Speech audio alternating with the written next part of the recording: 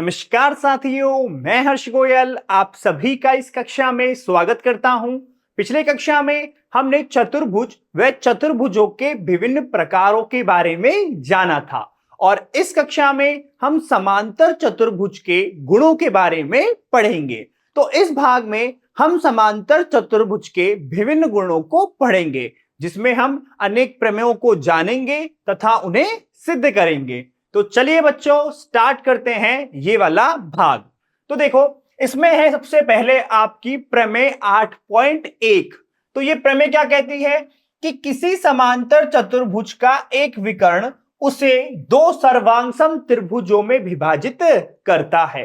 तो देखिए, आपके पास ABCD क्या है, एक समांतर चतुर्भुज है और इसका एक विकर्ण, तो विकर्ण हमने खींच लिया इसमें AC। तो ये प्रमेय कहती है कि समांतर चतुर्भुज का कोई भी एक विकर्ण इस समांतर चतुर्भुज को दो सर्वांगसम त्रिभुजों में विभाजित करता है।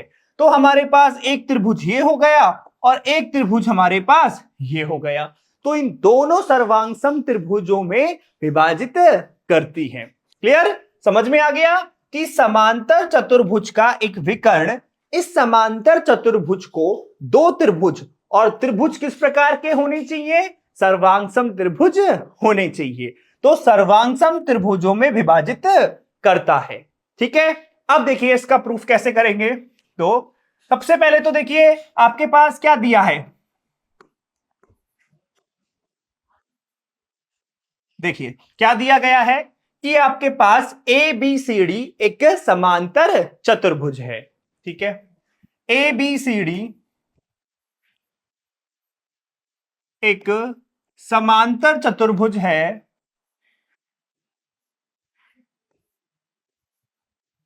एक समांतर चतुर्भुज है और बताओ विकर्ण क्या है इसका? AC क्या है? इसका एक विकर्ण है। तो AC हमारे तथा AC इस चतुर्भुज का एक क्या है? एक विकर्ण है। अब देखिए आपके पास विकर्ण हो गया AC। ठीक है, और सिद्ध क्या करना है हमें सिद्ध करना है कि हमारे पास ये जो दो त्रिभुज हैं, ये दो त्रिभुज किस प्रकार के होंगे? ये दोनों त्रिभुज हमारे पास सर्वांग सम आने चाहिए। तो सिद्ध करना है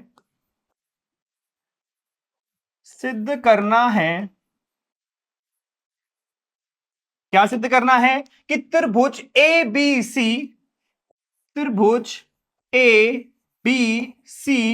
हमारा सर्वांगसम होगा किस त्रिभुज के? CDA के। क्लियर? तो त्रिभुज ABC सर्वांगसम है त्रिभुज CDA के। ये चीज हमें करनी है इसमें सिद्ध। तो देखिए बच्चों, उपपत्ति में क्या आएगा? तो हम क्या करेंगे, यदि हमें ये त्रिभुज सिद्ध करने हैं तो सबसे पहले हम इन दोनों त्रिभुजों को क्या करते हैं? एक साथ लेते हैं।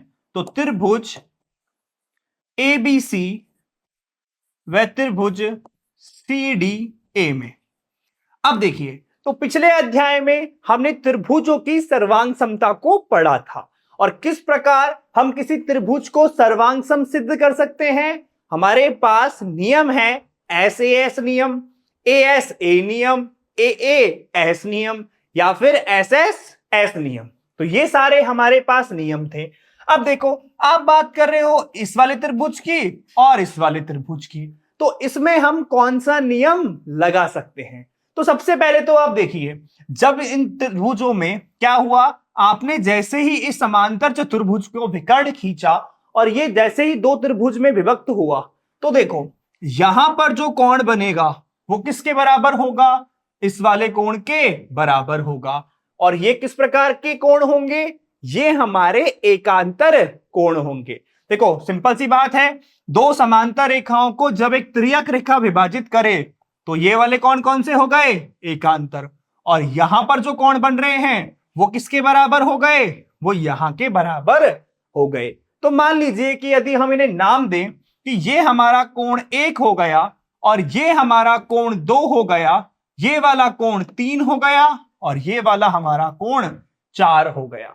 तो हमने क्या किया, इन कोणों को नाम दे दिया।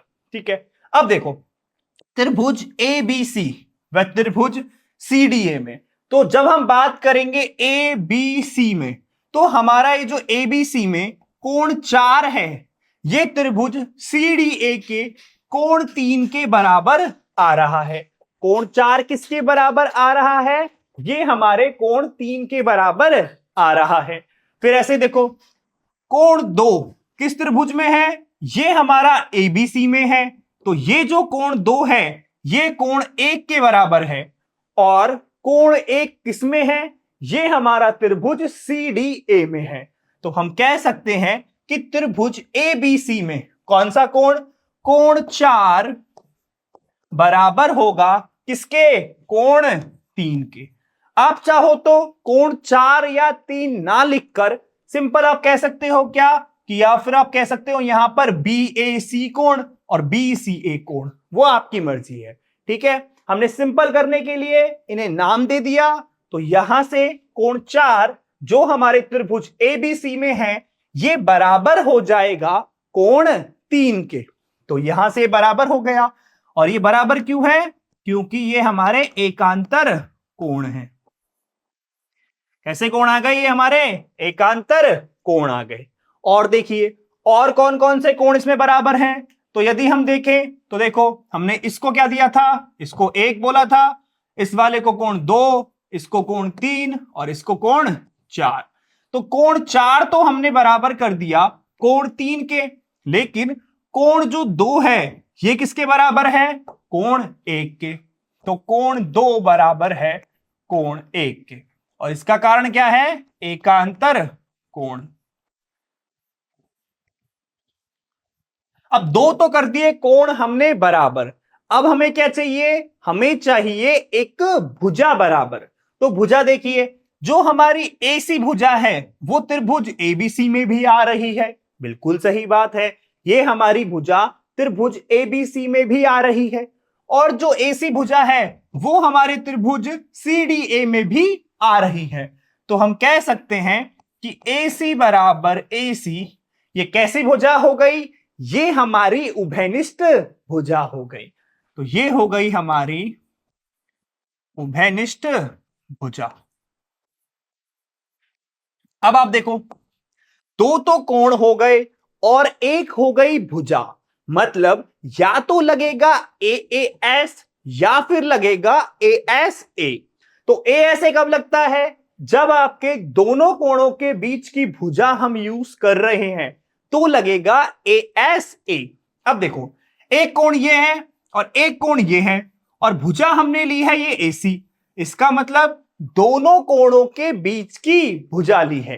तो इसका मतलब कौन सी सर्वांग समता कसौटी से, अर्थ है ए एस ए सर्वांग समता कसौटी से हम क्या कह सकते हैं, ए सर्वांग समता कसौटी से हम कह सकते हैं कि हमारे त्रिभुज ए बी सी सर्वांग सम होगा त्रिभुज सी डी ए के।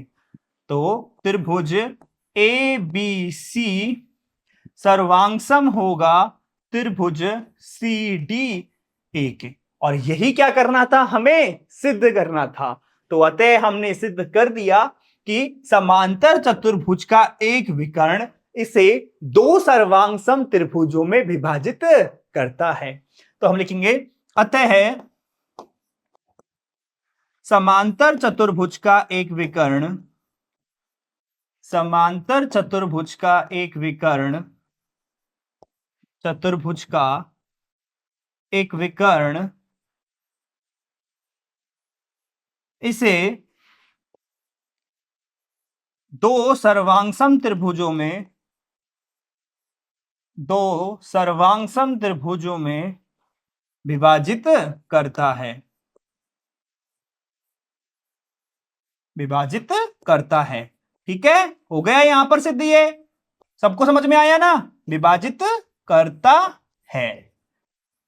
ठीक है बच्चों, तो सबको समझ में आया किस प्रकार हमने इसे सिद्ध कीजिए।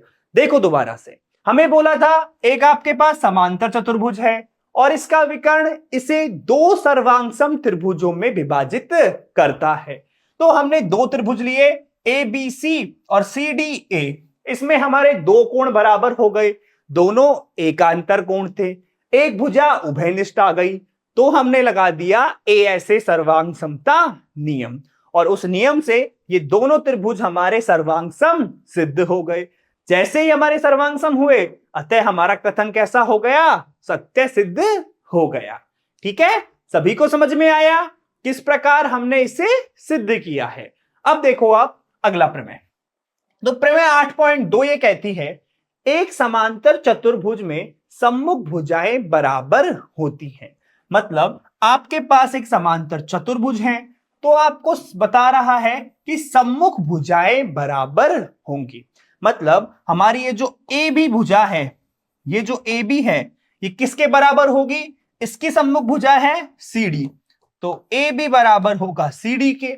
और ये जो ए डी भुजा है इसके सम्मुख भुजा कौन सी है, बी सी, वह ए डी बराबर होगा बी सी के। ठीक है, तो हमसे ये कह रहा है कि यदि हमारे पास एक समांतर चतुर्भुज है तो उसकी सम्मुख भुजाएं बराबर होती हैं। क्लियर? तो अब देखिए इसे किस प्रकार हम प्रूफ करेंगे। तो सबसे पहले तो देखो दिया है,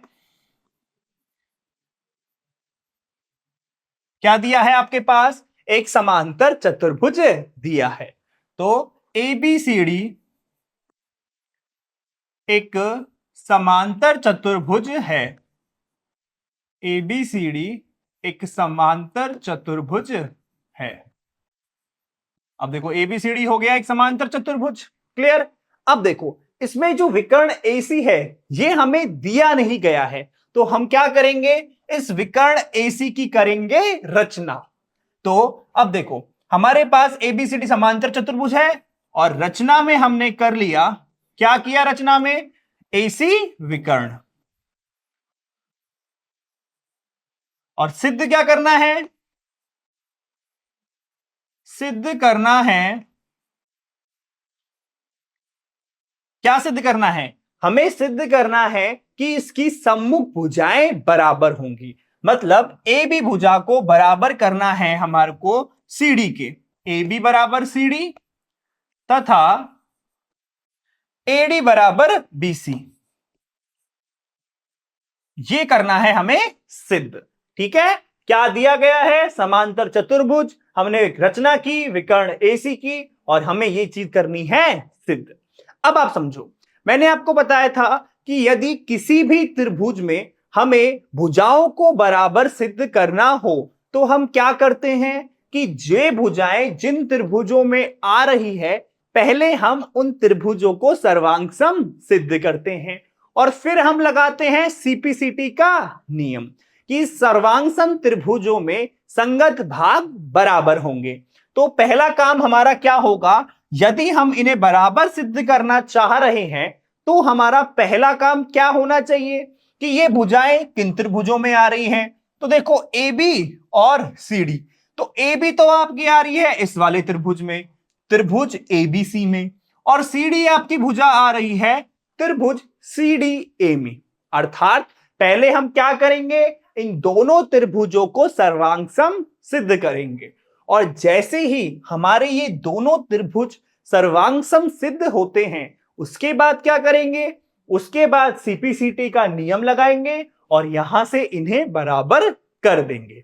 तो इसका मतलब पहला हमारा काम यह होगा कि हमें त्रिभुज ABC को सर्वांग सम सिद्ध करना है त्रिभुज CDA के।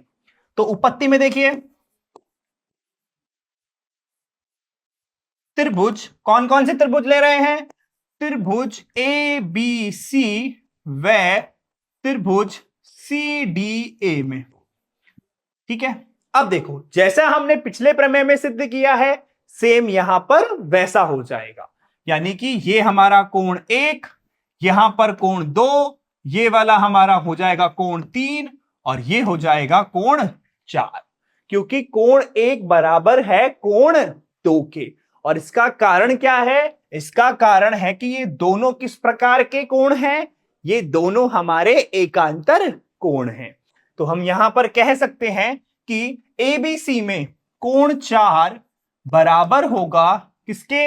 ये कोण 4 हमारा बराबर होगा कोण 3 के। और इसका कारण क्या है? कि ये हमारे एकांतर कोण हैं। अब देखो, कोण 4 बराबर हो गया कोण 3 के। तो अब बात करें और दूसरे कोण की, तो हमारा कोण 2 ये किस त्रिभुज में है? ये एबीसी में है। और ये बराबर होगा कोण 1 के। ये वाला कोण जो 1 है, ये है हमारे पास सीडीए त्रिभुज में। तो हम कह सकते हैं कि कोण 2 बराबर होगा कोण 1 के। कोण 2 बराबर कोण 1। और इसका कारण क्या है? इसका कारण है कि ये हमारे एकांतर कोण है। किस प्रकार के कोण आ गए? ये एकांतर कोण आ गए। ठीक है, अब देखो, एकांतर कोण आ गए तो दो तो हमारे कोण बराबर हो गए। अब हमें क्या चाहिए? भुजा बराबर चाहिए। और इन दोनों में हमारी जो एसी भुजा है, ये कैसी है? ये हमारी उभयनिष्ठ भुजा है। इसका मतलब एसी बराबर एसी किस प्रकार की भुजा हो गई? ये हमारी उभयनिष्ठ भुजा हो गई। क्या हो गई? ये हमारी उभयनिष्ठ भुजा। तो अर्थात अब हमारे दो कोण व एक भुजा बराबर हो गई। और भुजा कहां है? ये हमारे इन दोनों कोणों के बीच की भुजा है। अर्थात कौन सा सर्वांग समता नियम लगेगा? यहां लगेगा एएसए सर्वांग समता नियम। तो अतः एएसए सर्वांग समता नियम से, सर्वांग समता कसौटी से क्या आ जाएगा? सर्वांग समता कसौटी से हम कह सकते हैं कि त्रिभुज ए बी सी सर्वांगसम हो गया त्रिभुज सी डी ए के। दोनों त्रिभुज किस प्रकार के आ गए? दोनों त्रिभुज हमारे यहां पर सर्वांगसम सिद्ध हो गए। अब देखो, जब हमने इन दोनों त्रिभुजों को सर्वांगसम सिद्ध कर दिया तो हम यहां पर क्या लगा सकते हैं? हम लगा सकते हैं सीपीसीटी नियम। और सीपीसीटी नियम क्या है? कि यदि दो त्रिभुज आपके सर्वांगसम हो तो उनके संगत भाग बराबर होते हैं। तो क्या लगाएंगे? तो अतः सीपीसीटी से, तो सीपीसीटी से,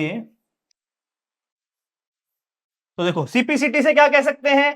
पहले तो लिखते हैं कि सीपीसीटी है क्या। तो देखो सीपीसीटी क्या है? यदि दो त्रिभुज सर्वांगसम है, सर्वांगसम हो तो उनके संगत भाग, संगत भाग बराबर होते हैं। संगत भाग बराबर होते हैं। ठीक है, उनके संगत भाग कैसे होते हैं? उनके संगत भाग बराबर होते हैं। तो यहां त्रिभुज ए बी सी सर्वांगसम है त्रिभुज सी डी ए के। अब देखो, आपके दोनों त्रिभुज सर्वांगसम दिए गए हैं तो सीपीसीटी से क्या होगा? इनके संगत भाग बराबर होंगे। मतलब इस त्रिभुज में जो ए बी भुजा है, ये हमारी किसके बराबर होगी? ये इस त्रिभुज की सीडी भुजा के बराबर होगी। और त्रिभुज एबीसी की ये जो बीसी भुजा है, ये हमारे त्रिभुज सीडी ए की एडी भुजा के बराबर होगी। तो अर्थात सीपीसीटी से, तो सीपीसीटी से क्या आ जाएगा? सीपीसीटी से कि ए बी बराबर किसके आ गया? ए बी बराबर आ गया हमारे पास सीडी के, तथा एडी बराबर आ गया बीसी के। अब देखो, तो आपके चतुर्भुज की क्या हो गई? सम्मुख भुजाएं बराबर हो गई। तो जब किसी चतुर्भुज की सम्मुख भुजाओं का जो आपके दोनों युग्म हैं, ये बराबर आ गए तो किस प्रकार का चतुर्भुज हो गया? ये हमारा एक समांतर चतुर्भुज हो गया। और हमने यहां पे सिद्ध कर दिया कि भाई समांतर चतुर्भुज दिया गया है तो यहां पर ये दोनों किस प्रकार हो गए? बराबर हो गए। तो अतः समांतर चतुर्भुज की सम्मुख भुजाएं बराबर होती हैं। सम्मुख भुजाएं बराबर होती हैं। बराबर होती है। तो आपके समांतर चतुर्भुज की सम्मुख भुजाएं कैसी आ गई? बराबर आ गई। ठीक है, सभी को समझ में आया किस प्रकार हमने किया है? एक बार दोबारा समझो। देखो, आपके पास एक समांतर चतुर्भुज था और हमें ए बी को सी डी के बराबर व ए डी को बी सी के बराबर सिद्ध करना था। तो हमें पता है कि जब भी हमें दो भुजाओं को आपस में बराबर सिद्ध करना हो तो हम उन दो त्रिभुजों को लेते हैं जिनमें ये भुजाएं हों। तो हमने त्रिभुज लिया ए बी सी व त्रिभुज सी डी ए, इन्हें सर्वांग सम सिद्ध किया और जैसे ही ये सर्वांग सम सिद्ध हुए हमने लगाया सीपीसीटी और सीपीसीटी से हमने क्या किया? इन दोनों भुजाओं को बराबर कर दिया। तो यहां से समांतर चतुर्भुज की सम्मुख भुजाएं बराबर हो जाएंगी। ठीक है, समझ में आ गया सभी को? अब देखिए अगला, तो प्रमेय 8.3 क्या है? यदि एक चतुर्भुज की सम्मुख भुजाओं का प्रत्येक युग्म बराबर हो तो वह एक समांतर चतुर्भुज होता है। इसमें आपसे क्या कह रहा है कि आपके पास एक चतुर्भुज है और आपको दिया गया है कि उसकी सम्मुख भुजाओं का प्रत्येक युग्म बराबर है। मतलब आपको ए बी बराबर दिया गया है सी डी के और आपको ए डी बराबर दिया गया है बी सी के, और आपसे पूछ रहा है कि यदि आपकी ये सम्मुख भुजाएं बराबर हो तो हमारा चतुर्भुज किस प्रकार का होगा? ये एक समांतर चतुर्भुज होगा। क्या होगा? ये एक हमारा समांतर चतुर्भुज होगा। तो देखिए किस प्रकार हम इस प्रमेय को सिद्ध करेंगे। तो सबसे पहले दिया है हमारे पास, क्या दिया गया है? देखो कि ए बी सी डी एक चतुर्भुज है। ए बी सी डी एक चतुर्भुज है। एबीसीडी एक चतुर्भुज है। और क्या दिया गया है कि एबीसीडी चतुर्भुज है और इसकी सम्मुख भुजाओं का प्रत्येक युग्म बराबर है। मतलब ए बी बराबर सी डी, ए बी बराबर सी डी तथा हमें दिया गया है ए डी बराबर बी सी।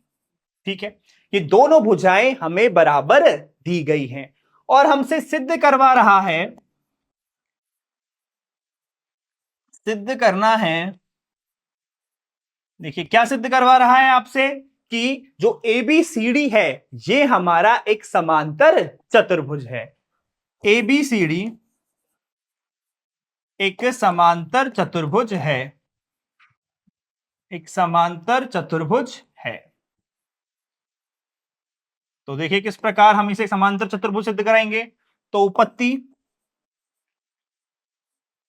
देखिए कैसे करेंगे उपपत्ति में। तो हमने यहां पे क्या किया? एक विकर्ण खींचा AC। अब देखो जैसे ही हमने विकर्ण खींचा तो ये दो त्रिभुजों में बट गया, ABC व त्रिभुज CDA में।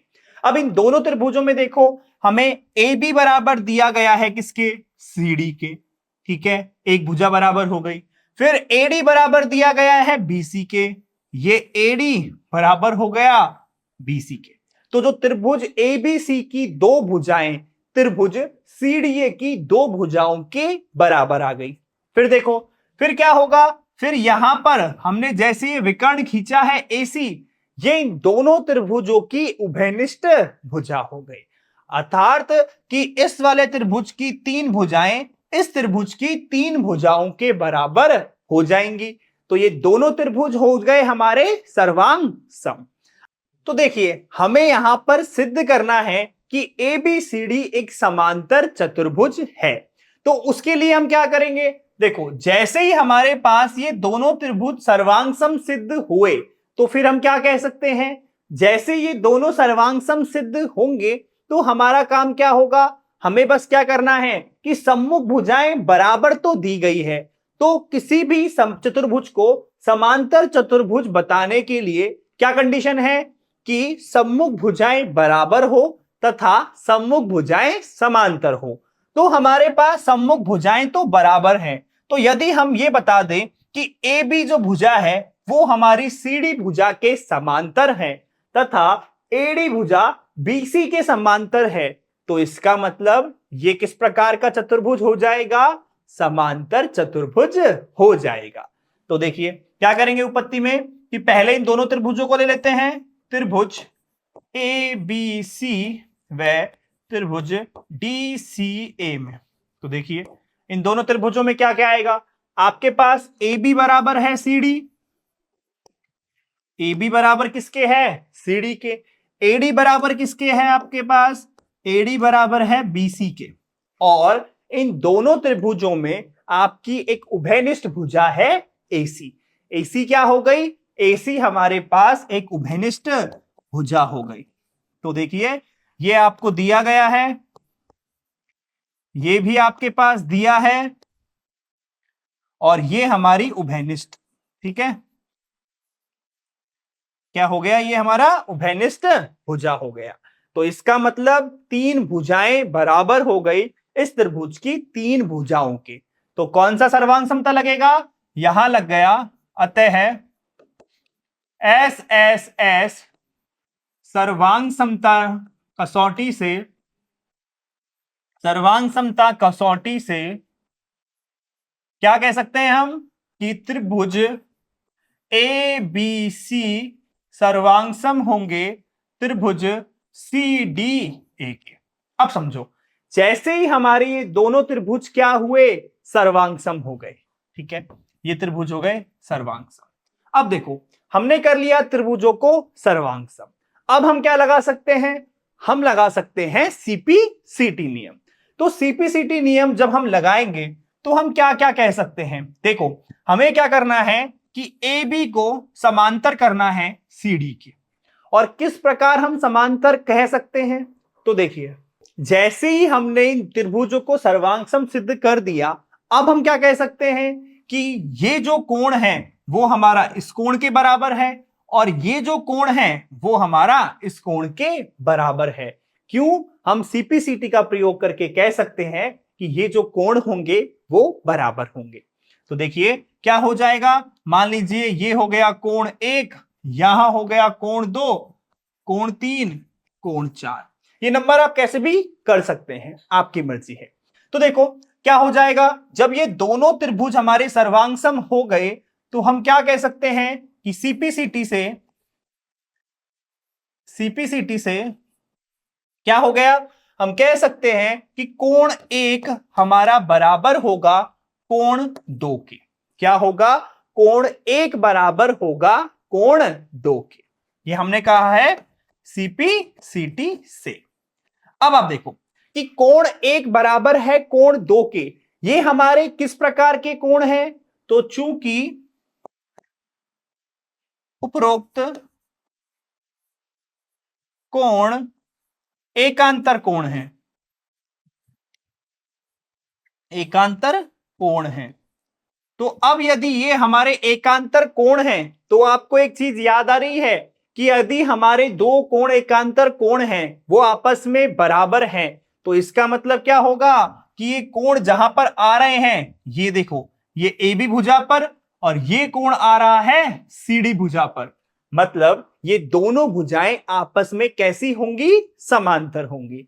भाई हमने पढ़ा था ना कि जब दो समांतर रेखाओं को त्रियक रेखा विभाजित करे तो एकांतर कोण आपस में बराबर होते हैं, और इस कथन का विलोम भी सत्य था। क्लियर, तो क्या हो जाएगा, यहां से ए बी हमारा समांतर हो जाएगा सी डी के। भाई कोण 1 बराबर कोण तो सीपी-सीटी से किया, ये हमारे एकांतर कोण थे, तो यहां से ए बी समांतर हो गया सी डी के। अब इसी प्रकार देखो कोण 3 बराबर होगा कोण 4 के, और ये किस प्रकार के हैं, एकांतर कोण हैं, इसका मतलब कोण 3 आ रहा है हमारा बीसी भुजा पर, कोण 4 आ रहा है हमारा एडी भुजा पर। तो बीसी भुजा समांतर होगी एडी भुजा के। तो देखिए कि कोण 3 बराबर है कोण 4 के, ये किसके है? सीपीसीटी से। तो चूंकि उपरोक्त कोण समकोण, उपरोक्त कोण हमारे एकांतर कोण है, उपरोक्त कोण एकांतर कोण है। उपरोक्त कोण कैसे हैं? एकांतर कोण है। तो यहां से हमारा, इसे मान लीजिए समीकरण 1, और यहां से आ गया एडी समांतर बीसी के। क्या आ गया? एडी समांतर बीसी। इसे मान लीजिए समीकरण 2। तो समीकरण 1 व 2 से क्या क्या है? देखो यहां पर है हमारे पास ए बी समांतर सीडी, ए बी समांतर सीडी तथा एडी समांतर बीसी के। अब देखो ये दोनों भुजाएं आपस में बराबर भी थी और ये दोनों आपकी समांतर भी आ गई। इसका मतलब, और हमारे पास दिया क्या है? तो दिया है हमारे पास, क्या दिया था कि ए बी बराबर है सी डी के व ए डी बराबर है बी सी के। ये हमारे पास दिया गया था। तो जैसे ये बराबर आ गए और यही दोनों भुजाएं आपकी समांतर आ गई, तो हमारा चतुर्भुज किस प्रकार का हो गया? हमारा चतुर्भुज एक समांतर चतुर्भुज हो गया। तो हम लिख सकते हैं अतः ए बी सी डी एक समांतर चतुर्भुज है। कैसा है? एक समांतर चतुर्भुज है। ठीक है, एबीसीडी क्या हो गया? आपका एक समांतर चतुर्भुज हो गया। ठीक है, सभी को समझ में आया किस प्रकार हमने किया है? एक बार इसे दोबारा देखो कि आपसे क्या कह रहा था। आपको बोल रहा था ये प्रश्न कि आपको एक चतुर्भुज की सम्मुख भुजाओं का प्रत्येक युग्म बराबर हो तो हमें बोलना है कि भाई वो हमारा एक समांतर चतुर्भुज होगा। तो हमने क्या किया कि ये हमें दिया गया था और ये सिद्ध करना था। तो दो त्रिभुज लिए, दोनों त्रिभुजों को सर्वांग सिद्ध किया एसएसएस नियम से। तो जैसे ये सर्वांग सम हुए, हमने क्या किया? हमने सीपीसीटी लगाया और कोण 1 को बराबर कर दिया कोण 2 के, और ये हमारे एकांतर कोण हैं। तो इस वजह से ए बी हमारा समांतर हो गया सीडी के। सेम ऐसे ही कोण 3 बराबर है कोण 4 के, तो यहां से एडी समांतर आ गया बीसी के। और जब हम दोनों को लिखेंगे तो यहां से हमारा एबीसीडी एक समांतर चतुर्भुज सिद्ध हो जाएगा। ठीक है बच्चों, सभी को समझ में आया किस प्रकार हमने इस प्रमेय का सिद्ध किया है? तो देखो हमने इस भाग में ये पढ़ा कि समांतर चतुर्भुज का दो सर्वांगसम त्रिभुजों में विभाजन। तो हमने पढ़ा था कि आपके पास यदि कोई एक समांतर चतुर्भुज है तो क्या होगा? यदि एक विकर्ण खींचे तो वो विकर्ण उसे दो सर्वांगसम त्रिभुजों में विभाजित करेगा। और एक हमने जाना था कि एक समांतर चतुर्भुज में सम्मुख भुजाएं बराबर होती हैं। ठीक है बच्चों, तो ये हो गए आपके सीखने के प्रतिफल। अब देखिए इसके मूल्यांकन के कुछ प्रश्न। तो पहला है, दिए गए आरेख से त्रिभुज एडीबी और त्रिभुज बीसीडी के बारे में क्या कहा जा सकता है? तो देखो आपके पास ये एक आरेख है, इसमें दो त्रिभुज हैं। एक है आपके पास एबीडी, एक है आपके पास बीसीडी। ये दो त्रिभुज हैं। ठीक है, तो हम क्या कह सकते हैं कि ये सर्वांगसम होंगे दोनों, या फिर ये दोनों त्रिभुज सर्वांगसम नहीं होंगे, या फिर कोण एबीडी बराबर होगा कोण एडीबी के, या फिर कोण बीडीसी बराबर होगा कोण डीबीसी के।